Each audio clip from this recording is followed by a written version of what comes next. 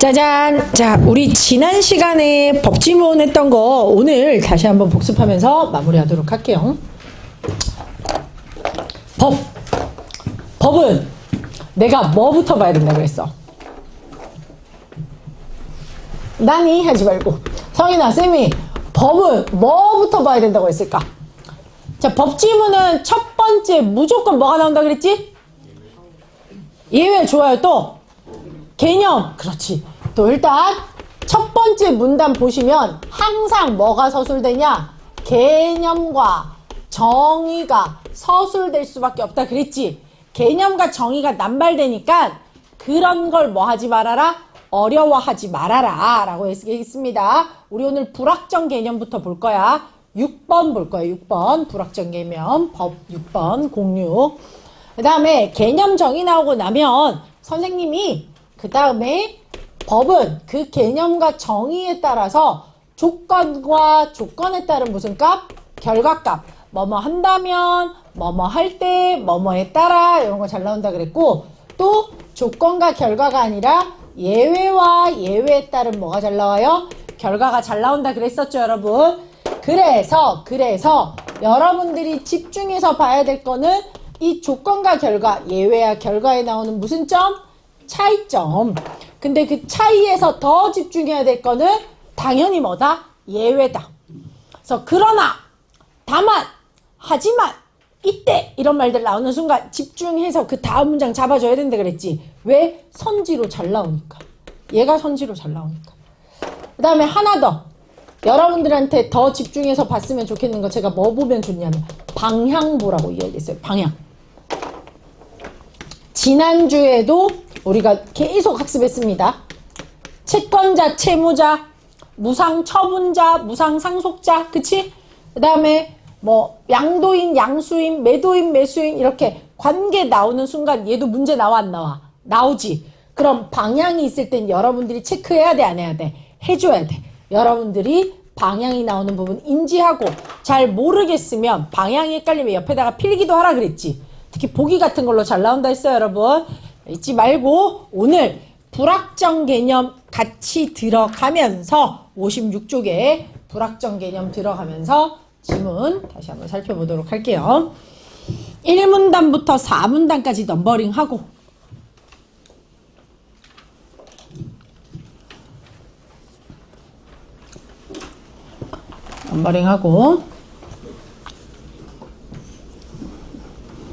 자, 같이 한번 보자.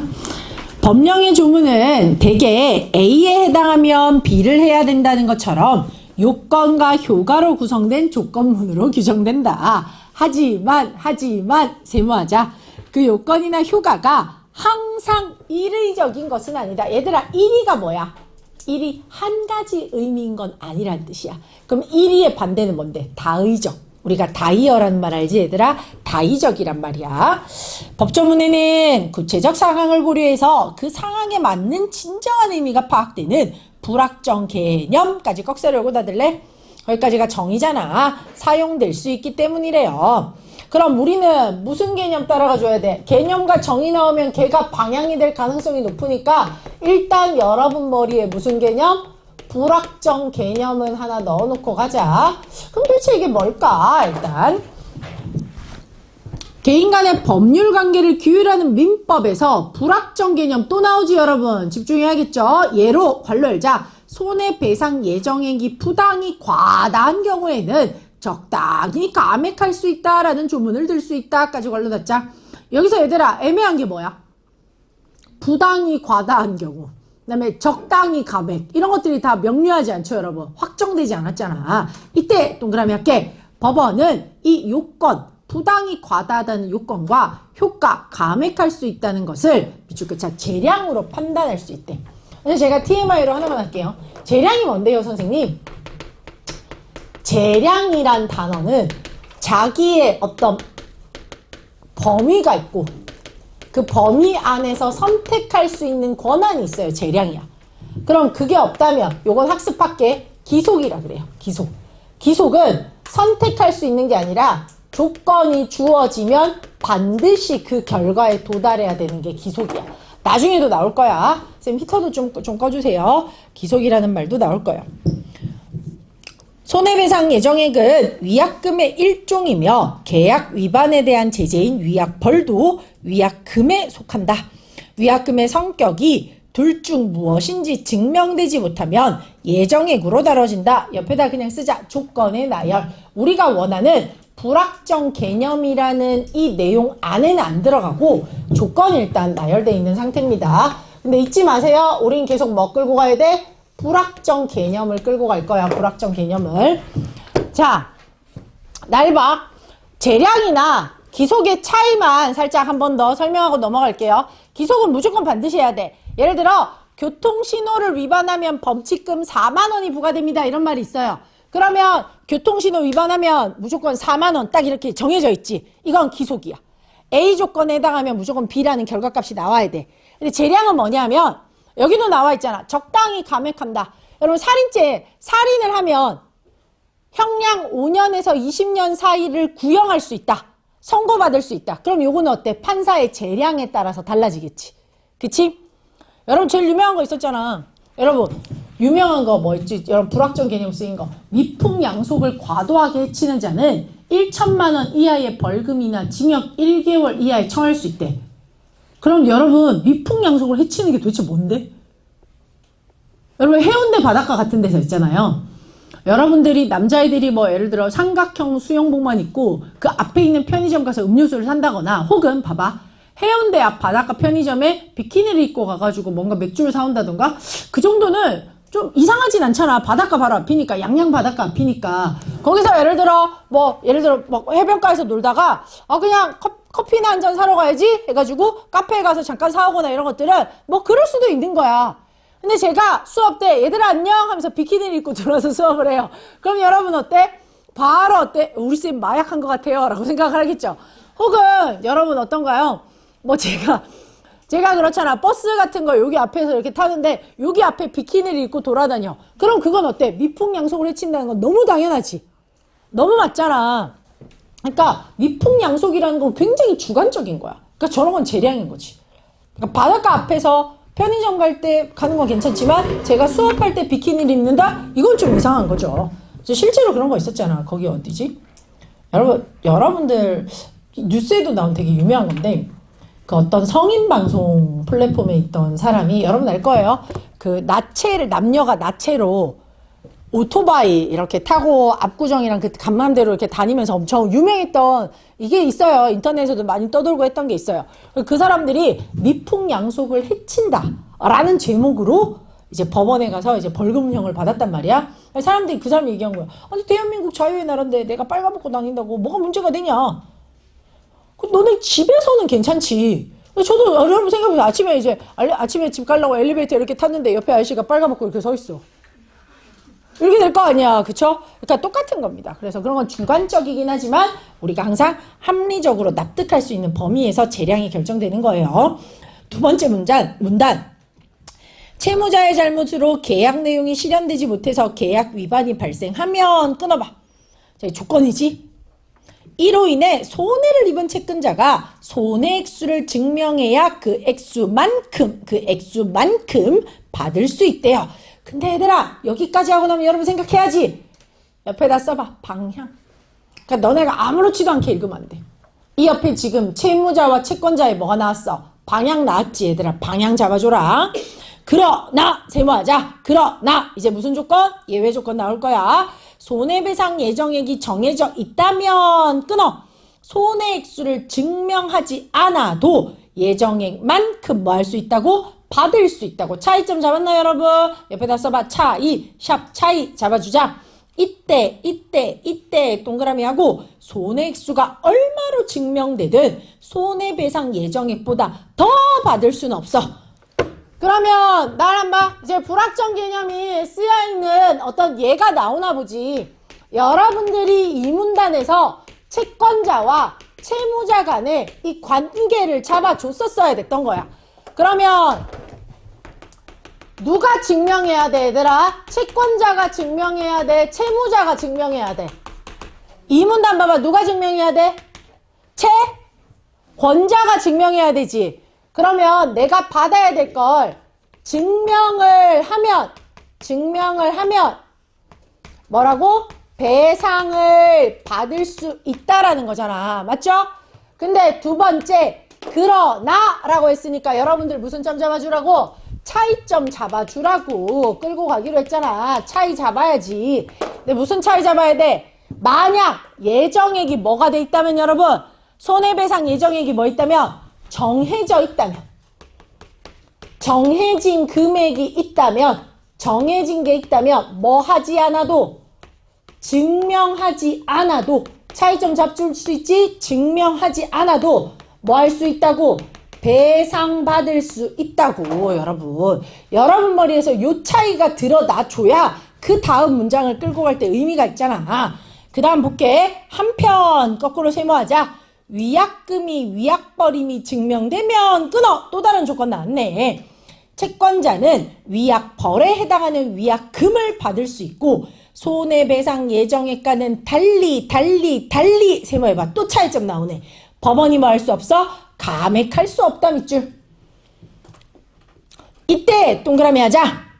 손해 액수를 증명하면 끊어. 조건이잖아. 밑줄 끝자. 손해배상금도 받을 수 있다고요. 그러면 세 번째. 자, 손해배상을 증명하는 게 아니라 그게 만약에 뭐라면 위약 뭐라면 얘들아 벌이라면 무슨 금을 받는데? 위약금을 받는데 근데 그건 감액할 수 있다 없다? 없다고 얘들아. 법원이 감액할 수 없는 돈이라고. 근데 반대로 이거는 어때? 감액할 수 있다는 말이랑 똑같은 거죠 여러분. 그러면서 위약금을 받을 수 있는데 거기다가 뭘 더하면 증명하면 뭐도 받을 수 있대? 손해배상금도 추가로 받을 수 있다고. 맞아? 얘들아 쓰는 게 중요한 게 아니야. 쓰지 말고 이해해. 지문 보면서 끌고 가. 여기서 여러분이 가져가야 되는 거 이 내용을 이해하는 게 아니야. 이해는 나중에도 할 수 있잖아. 그럼 여러분이 생각해야 되는 게 결국 뭐냐면 이걸 내가 잡았냐 못 잡았냐 끊임없이 생각하는 거야. 그럼 나 여기서 볼 때 뭘 가져가면 좋을까? 여러분들이 가져가면 첫 번째 증명하면, 증명 안 하면 요게 다르지. 그 다음에 여기서는 어때? 감액 안 하고 감액하고 보이죠 여러분? 추가로 요것도 받을 수 있다. 이 정도까지의 차이를 끌고 가는 게 훨씬 더 중요하다고. 내용이 하는 거 하나도 안 중요해. 다른 점을 잡아냈냐 못 잡아냈냐 그건 여러분 다른 지문에서도 똑같이 계속 적용해 줘야 된다고요. 세 번째 문단 보자. 불확정 개념은 행정법령의 동그라미 해봐. 사용된다. 아니면 그 문장 쭉 형광펜 꺼봐. 그럼 이제 여기까지는 행정명령이 아니었고 여기서부터는 행정명령에서도 사용된다고 이야기하잖아. 그럼 여기는 낫행정, 사실 민사죠. 여기까지 개인 간의 관계, 행정명령이 사용된대. 행정법령은 행정청이 구체적 사건에 대해서 집행하는 법집행인 행정작용을 구휼한다. 법령상 요건이 충족되면 그 효과로서 반드시 해야 되는 건 기속행위까지 꺽쇠를 꽂았자. 반면 세모하자. 또 차이점 찾아야지. 요건이 충족돼도 고를 수 있는 것은 재량행위까지 꺽쇠를 꽂았자. 그러면 행정명령에도 행정법령이라고 하자. 행정법령에 사용될 수 있는 거 크게 두 가지. 무슨 행위? 기속행위가 있고 무슨 행위? 재량행위가 있다고. 이 두 개 뭐가 다른데? 기속은 뭐 해야 된다고? 뭐 정의 봐봐. 기속은 뭐 해야 된다고? 반드시 해야 되는 거잖아 얘들아. 쓰지 말고 이걸 봐. 기속은 반드시 해야 되는 거잖아. 근데 재량은 어떻게 하는 거라고? 대답해. 재량은 뭐 해야 되는 건데? 선택할 수 있다고. 고를 수 있다고. 그걸 따라오세요. 판사는 나중에 해도 되니까 고를 수 있다고. 법령에서 불확정 개념이 사용되면 끊어. 이에 근거한 작용은 밑줄 끝자 대개 재량행위다.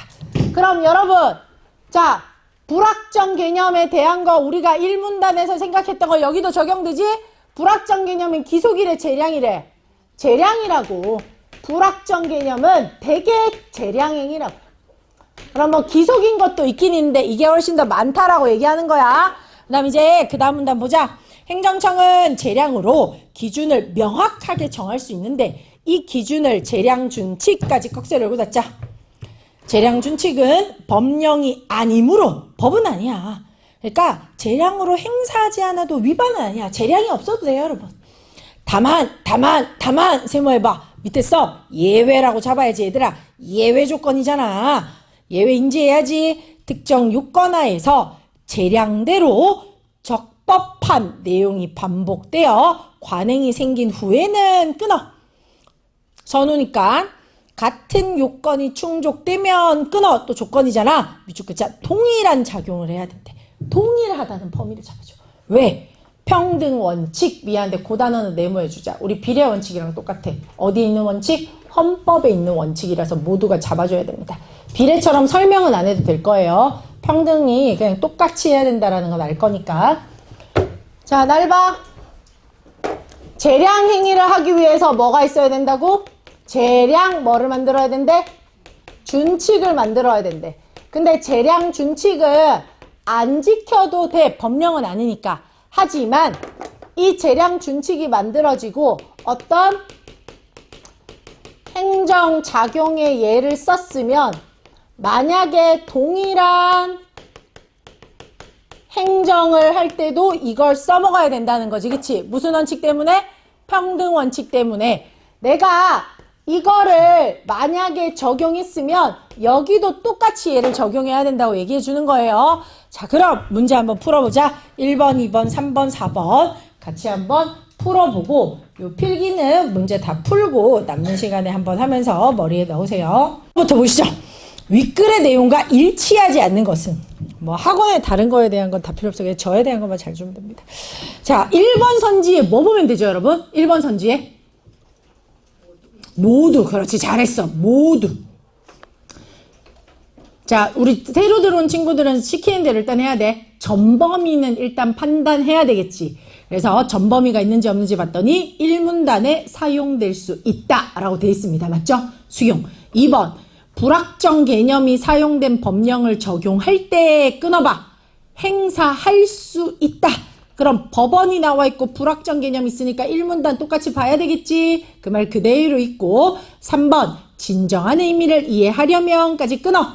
구체적 상황 고려. 밑줄. 구체적 상황 고려해야 된다는 말도 1문단 그대로 있지, 얘들아. 수용. 4번. 불확정 개념이 사용된 행정작용은 끊고. 밑줄 끝자. 기속행인 경우가 많다. 그러니까 결국 뭘 잡으라는 거야? 차이점 아니? 물어보는 거랑 똑같죠, 여러분? 그래서 재량인 경우가 많습니다. 세 번째 문단 마지막 줄에 그 말 그대로 있었어요. 2번. 기역에 대한 이해. 밑줄 끊고. 그러면 일단 몇 번째 문단 보고 판단해야 돼요, 여러분? 4문단 가서 판단하려고 해야 된다. 해당 기역이 있는 문단으로 가야 돼요. 1번. 재량준칙은 법령이 아니기 때문에 끊어봐. 그건 맞지? 4문단의 두 번째 줄에 그 말 그대로 있잖아. 근데 이리적이지 않은 개념 있죠. 자, 재량준칙의 정의 갔더니 무슨 기준을 정한다고 돼 있어? 앞에 명확한 기준이라고 돼 있는 거 보여? 그럼 명확하다는 건 이리적이지 않다는 거랑 배반되지, 얘들아. 그치? 그래서 이리적이지 않은 밑에 명확한이라고 하고 이리적이지 않은 X. 명확하다 이렇게 돼 있으니까 이리적이다 라는 말이랑 거의 의미가 유사한 거야. 그 다음에 2번. 재량준칙으로 정해진 내용대로 행사하는 작용은 끊어봐. 밑줄 끝자. 기속행위. 기속행위야, 재량행위야. 재량행위였죠, 여러분? 범주 오류입니다. 3번. 자, 3번 선지 별표 쳐. 3번을 선택한 사람이 28%나 돼요. 굉장히 오답률이 높아요. 거의 30%야. 재량준칙으로 규정된 행사 기준은 끊어봐.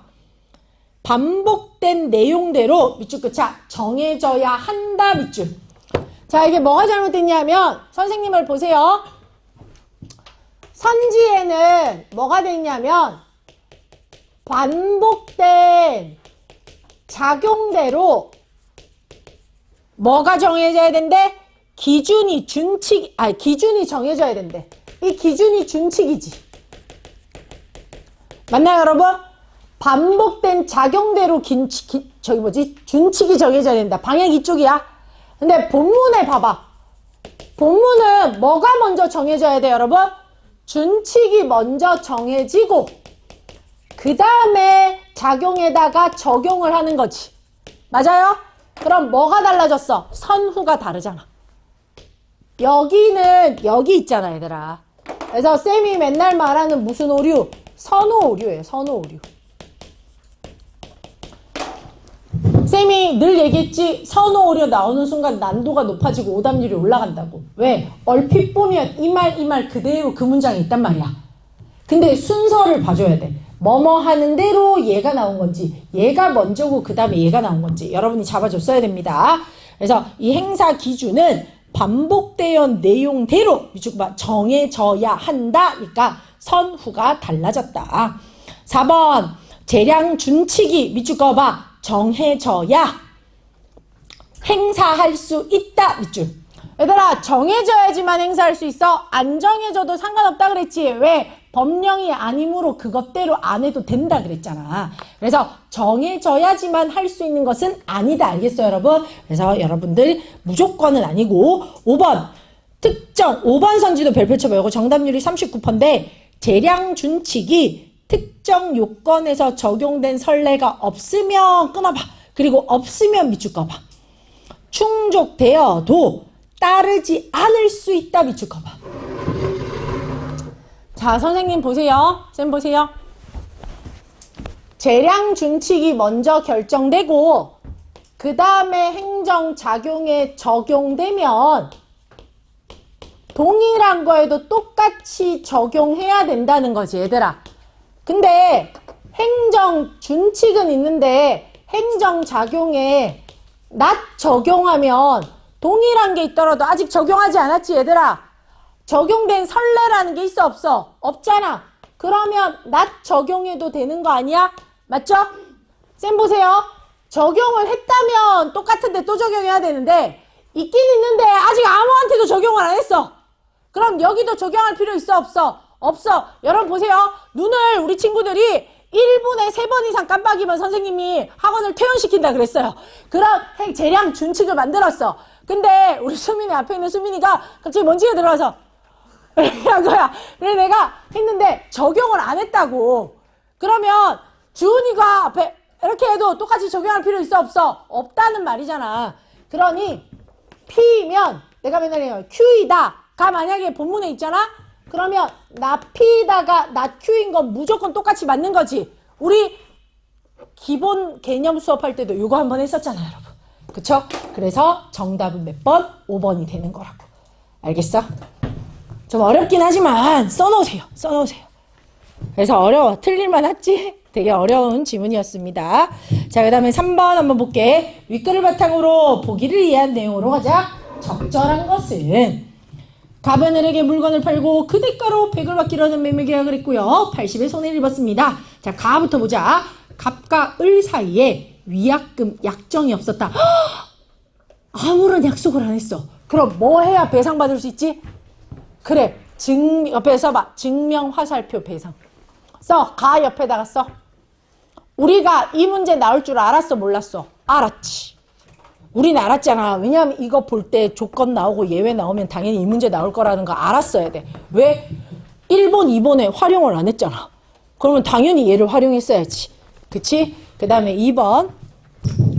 갑이 을에게 위약금 100을 약정했고 약속했대. 무엇인지 증명되지 못했다. 그럼 이거 어때? 증명 안 해도 배상받을 수 있다는 거죠. 거기다 써봐. 증명 X, 화살표, 배상 동그라미. 증명을 안 해도 배상을 받을 수 있어. 요건 둘 다 감액할 수 있는 거네. 다 위약금 100을 약정했고 밑줄 긋자. 위약벌. 그럼 무조건 어때, 얘들아? 위약금 받지. 감액해, 안 해? 안 하지. 증명하면 손해배상도 받을 수 있죠, 여러분. 자, 그럼 1번부터 볼게. 가에서 을의 손해가 얼마인지 증명되지 못한 경우에도 끊어봐. 갑이 을에게 80을 지급해야 하고, 지급할 필요 없죠, 여러분. 증명 못하면 지급 안 한다 그랬지. 지급 X. 그 다음에 감액할 수도 없다도 X. 감액도 가능해요. 2번. 을의 손해가 80이 증명된 경우 끊어봐. 거기다 써봐. 무관 조건, 무관한 조건이야. 80입이 증명되든 증명 안 되든 상관이 있다 했어, 없다 했어? 없다 했지. 증명 안 되더라도 어차피 100을 주기로 약속했기 때문에 100을 줘야 되는 거 맞죠, 여러분? 그 다음에 감액할 수 있는 거니까 정답은 2번이 되는 거야. 자, 3번은 똑같아. 을의 손해가 얼마인지 증명되지 못한 경우 끊어봐. 이것도 무관하잖아. 무관 조건이잖아. 증명 안 해도 100을 지급해야 되는 건 맞아. 근데 법원이 감액할 수 있지 얘들아. 없다가 아니라 있다라서 틀렸습니다, 여러분. 그래서 이거 정답률이 30%대예요. 4번 을의 손해가 80임이 증명된 경우 끊어봐. 180 지급해야 되는 건 맞지 얘들아. 위약금 100에 80. 근데 감액할 수 없다 그랬잖아, 위약금은. 그래서 있다 X. 그 다음에 5번 증명 못 되면 위약금만 받을 수 있는 거죠, 여러분. 그래서 80이 아니라 100을 받아야 됐던 겁니다. 이해됐습니까? 그럼 우리 여기까지 하는데 좀 어려웠어. 그래서 반드시 이 선후관계와 관련된 오답 항상 선지가 중요하니까 선지 필기에 놓고 얘도 여러분들 5번 선지 너무 어려웠으니까 조건 잡아 놓았으면 좋겠습니다. 대단관계로 풀 수 있는 거였고요. 필기 조그만 친구들은 58쪽으로 넘길 거고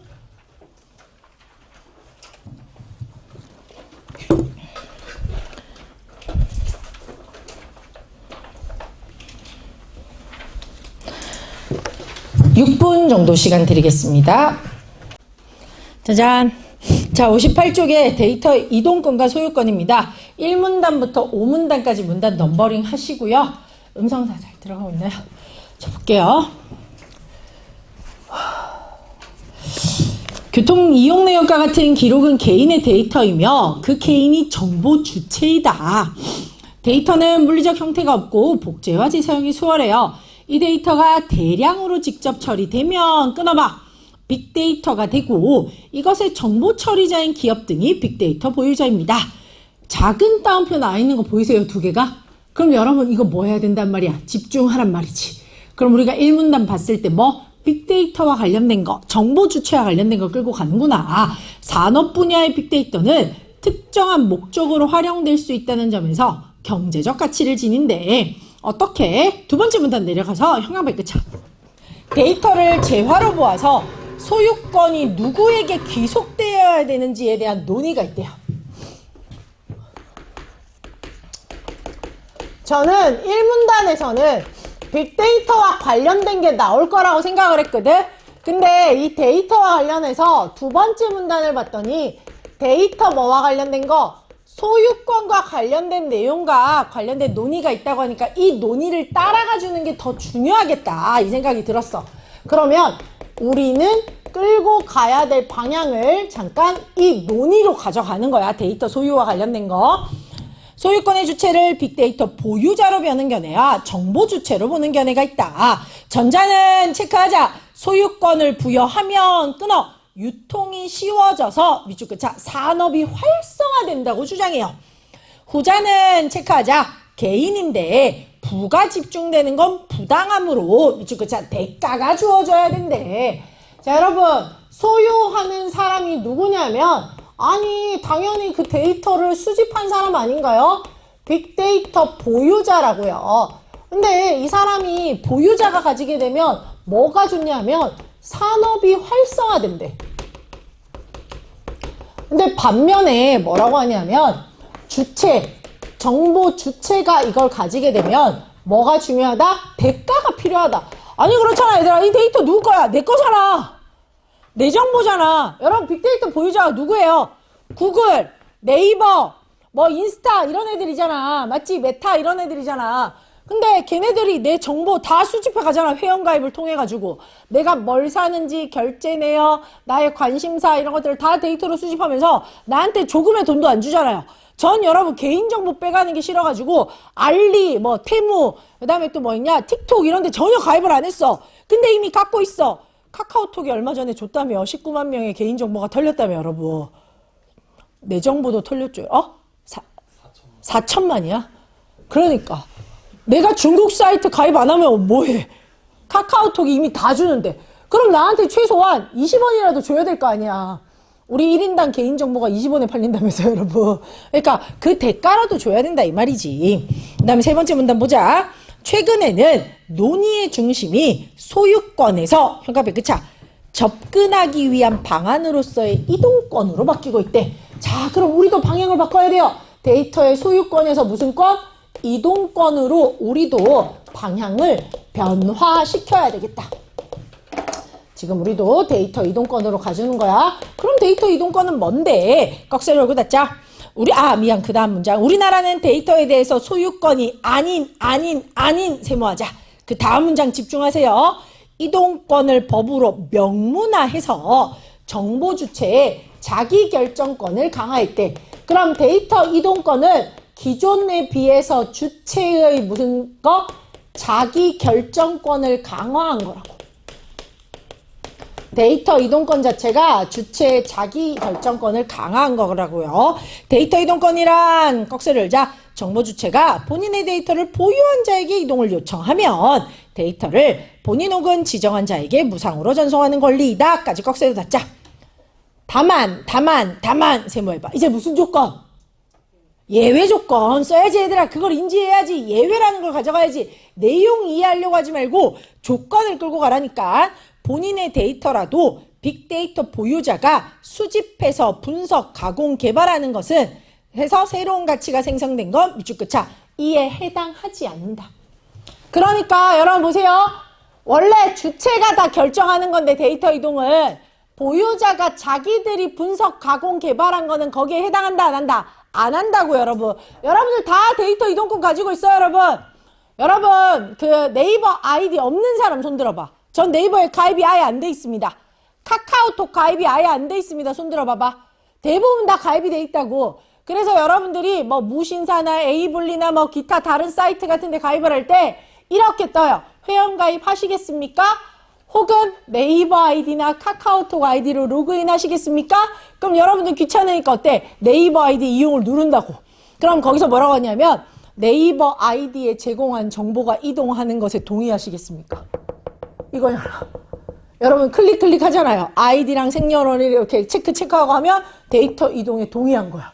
그 여러분들 자기 결정권이 강화된 거지. 귀찮아서 새로 회원 가입 안 하고.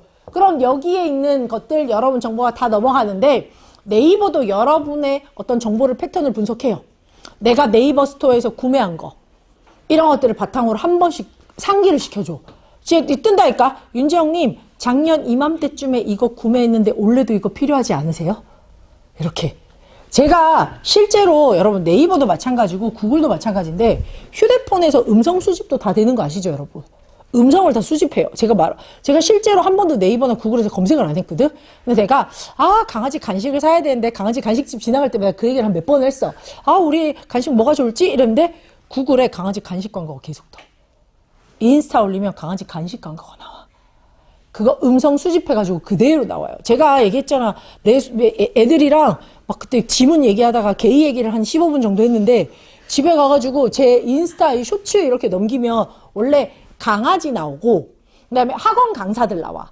그리고 그다음에 약간 웃긴 짤 이런 거 나오거든요. 근데 그걸 이렇게 그냥 넘기면서 이렇게 보는데 갑자기 한 조금 넘기니까 제가 걔 얘기했다고 갑자기 남자애들 우통 벗고 막 이렇게 막 춤을 추는 막 이런 거 나오는 거야. 야, 이게 뭐야? 이러면서 이렇게 더 자세히 보고 뭐 이러면서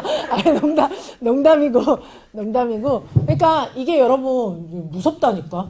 그러니까 제 음성이나 여러분과 이야기나 관심사가 다 노출이 돼요. 나중에 이걸로 여러분 계급을 매겨지게 될 수도 있어. 왜? 여러분의 소비 패턴, 생활 습관 이런 걸 이용해가지고 이미 여러분들의 어떤 등급이나 영역들이 매겨지기도 한다는 거지. 되게 무서운 일이야, 여러분. 여러분의 소비로 여러분이 어떤 사람인지 다 알 수 있어. 왜냐하면 내가 사는 소비 봐봐. 내가 강아지 간식을 사지. 그럼 왜 살까 주기적으로? 뭐를 키우고 있으니까? 강아지 키우고 있으니까 얘들아. 그 다음에 제가 여러분 한 번씩 문제집을 사요. 그럼 어때? 뭐 만학도거나 대학 입시를 몇 년씩 준비하거나 아니면 어때? 강사거나 뭐 이런 거겠지 여러분. 그러니까 똑같은 거야. 그걸 또 이 사람이 어떤 사람인지 그 관심사를 다 알 수 있다니까. 되게 무서운 거죠 여러분. 계속 끌고 갈게. 네 번째 문단. 자, 그 밑에 보자. 다만 어쨌든 그렇대. 법제화 이전에도 은행 간의 계좌 자동 이체 항목을 이용할 수 있는 서비스는 있었어요. 이는 은행 간 약정에 따라서 부분적으로 시행한 조치였습니다. 데이터 이동권의 도입으로 쇼핑몰 상품 소비 이력 등 이런 행동과 관련된까지 통제할 수 있는 범위가 미축거차 확대되었다. 이게 차이점이라고 이렇게 수어를 중심으로 보는 거야. 그다음 네 번째 문단 볼게. 데이터 이동의 법제화로 기업은 미축근이나 흉악백차 생성 비용과 거래 비용을 줄일 수 있어. 이렇게 데이터 이동을 통해서 기업이 가지는 장점인 겁니다. 기업 입장에서의 장점. 방향이야. 생성 비용은 기업 내에서 데이터를 개발할 때 발생하는 비용까지 꺽쇠를 올고 닫자. 기업이 스스로 수집할 때보다 전송받은 데이터를 재사용하게 되면 끊어 절감할 수 있다. 밑줄. 거래 비용은 경제 주체가 거래 시 발생하는 비용까지 꺽쇠를 올고 닫자. 계약 체결이나 분쟁 해결의 과정에서 생긴대요. 그런데 세모하자. 데이터 이동권의 법제화로 주체가 지정해서 전송받게 된 기업 보이니 얘들아? 방향. 정보 주체를 보유했던 기업 보이지 여러분? 옆에 써봐. 방향. 여러분들이 방향을 잡았어야지. 데이터를 받으면 비용을 한 번 더 밑줄 긋자 절감할 수 있대. 다섯 번째 문단 내려갈게. 한편 거꾸로 세모해봐.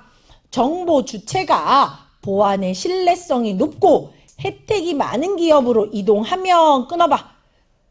공유나 유통이 밑줄 긋자 위축될 수 있다는 기업도 우려도 있대. 단점도 있다고요. 데이터 보유량이 적은 기업은 기존 기업과의 거래를 통해 효율적이야. 그런데 세모하자. 기존 기업이 공유하려 하지 않으면 독점화가 진행될 수 있다고. 그래서 여러분 뭐 네이버나 카카오톡처럼 이렇게 정보 독점화가 나중에 되게 무서운 거예요, 여러분. 그래서 한 명이 독점하게 되면 나중에 여러분들한테 선택권이 많이 없을 수도 있어요. 제가 늘 느끼는데 무신사의 랭킹에 있는 옷들 있지.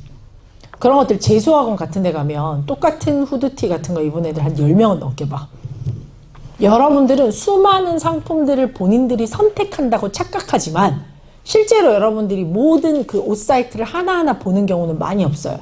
랭킹 보고 보는 거야. 그럼 어때? 여러분들의 취향을 인위적으로 만들 수도 있는 거야. 실제로 여러분의 취향은 아니지만 무신사나 에이블리 같은 데 여러분이 잘 들어가는 그런 데 랭킹을 쫙 만들어 놓으면 여러분들이 거기 안에서만 소비 패턴을 그치? 가지기 때문에 사람들의 취향이 다 동일화되는 그런 세상이 될 가능성도 굉장히 커요. 그러니까 무서운 거지, 여러분. 그러니까 사람들이 다양하고 정말 다양하지만 자기만의 세계에 다 갇혀 있는 거야.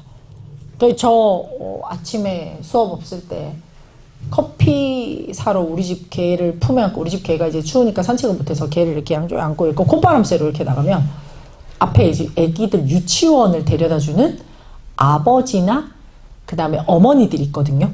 그 아버지나 어머니들의 옷차림이 다 똑같아요. 다 똑같아. 진짜 깜짝깜짝 놀라. 아까 봤던 아버지인데 뒤에 또 똑같은 아버지가 있어. 다 똑같아, 옷차림이. 그 남자 어그? 아무튼 있더라고요. 다 그걸 신고 추리링을 입고 캡모자를 쓰고 패딩도 다 똑같은 거 입고 다 똑같이 다니는 거야. 그래서 내가 보면서 뭐야, 쌍둥이야 뭐야. 진짜 취향이 다양한 것처럼 느껴지면 절대 다양해지지 않는다. 무서운 거지.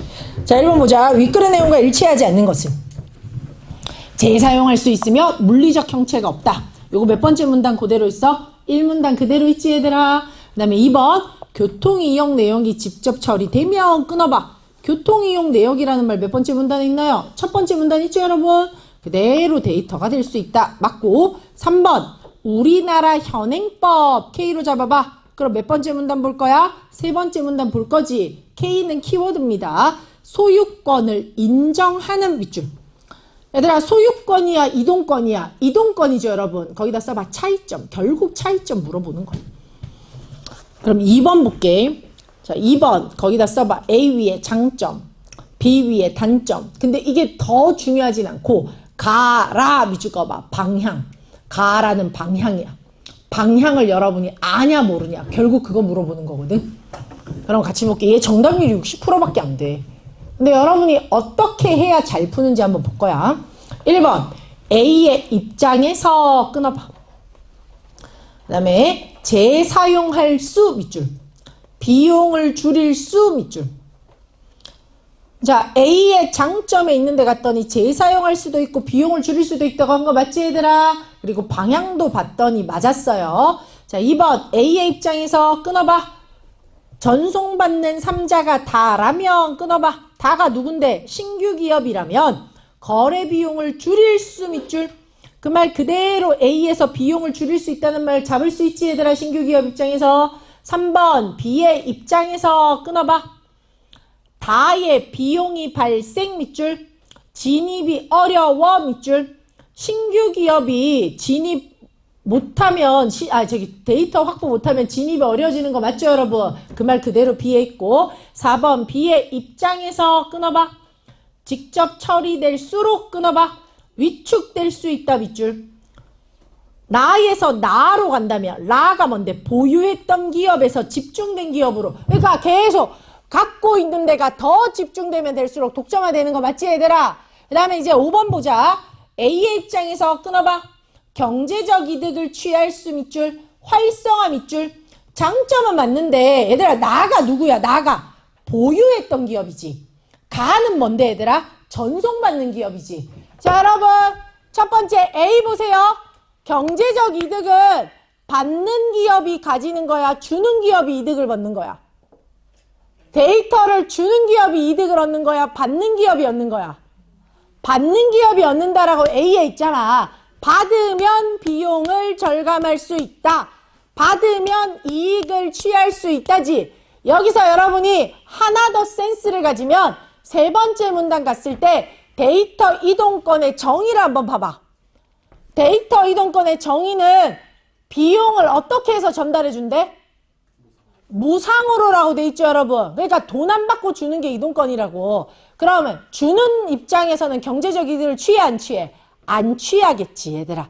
안 취하겠지. 그래서 거기다 써봐. 방향반대.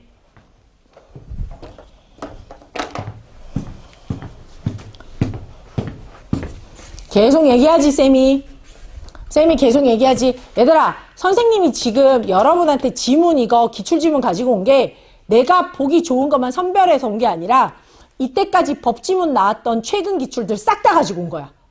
그럼 그 최근 기출을 싹 다 봤는데 다 똑같이 지금 방향 나와 안 나와? 무조건 나와 여러분. 조건 예외 나와 안 나와? 나와. 그럼 여러분이 내용 이해 전혀 못해도 쌤이 말하는 그 내용을 니네 머리에 가지고 계속 같은 조건을 찾아가려고 하면 문제 나올 만한 게 너무 보이는 거야.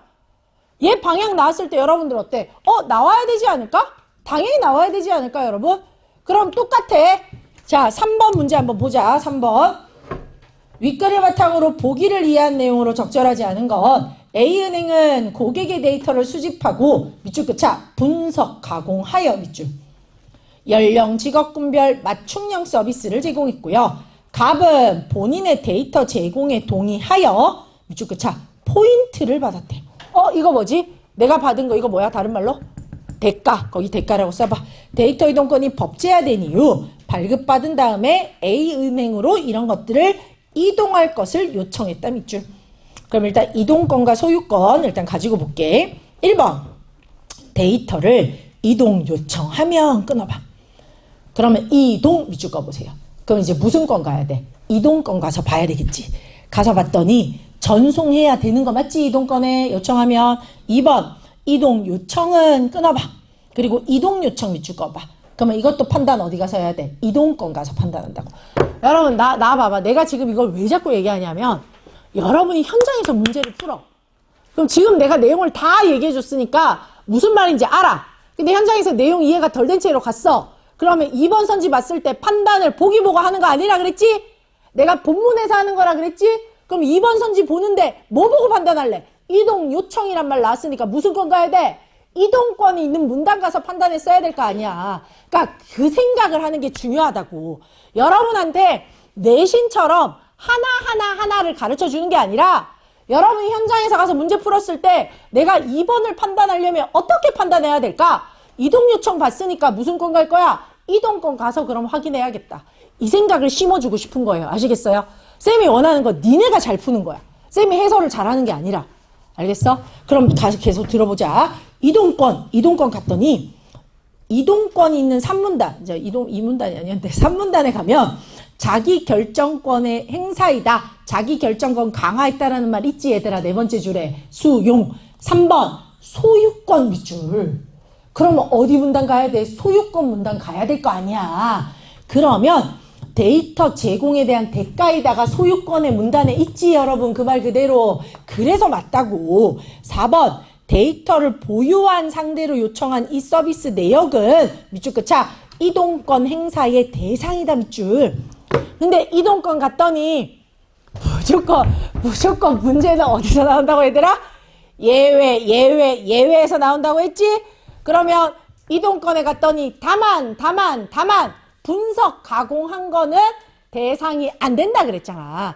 그래서 정답이 몇 번? 4번이 되는 거라고. 알겠어요? 거기다 써 예외 조건.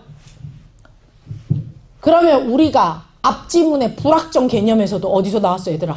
다만 나왔지 얘들아. 다만 이게 정답이었잖아.